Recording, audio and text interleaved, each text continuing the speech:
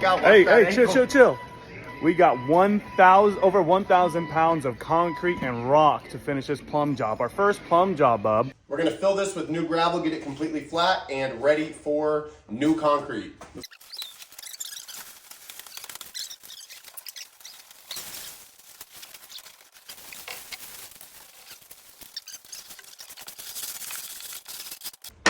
Cool. You saw me leaning on that. Oh, she wasn't ready?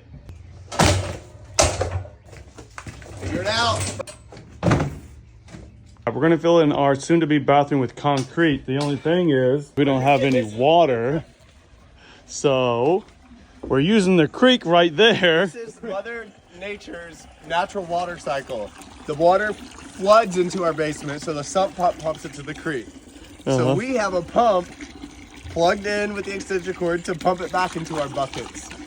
Okay? Circle of life. We're jacking creek water with our pump and using it to mix our concrete.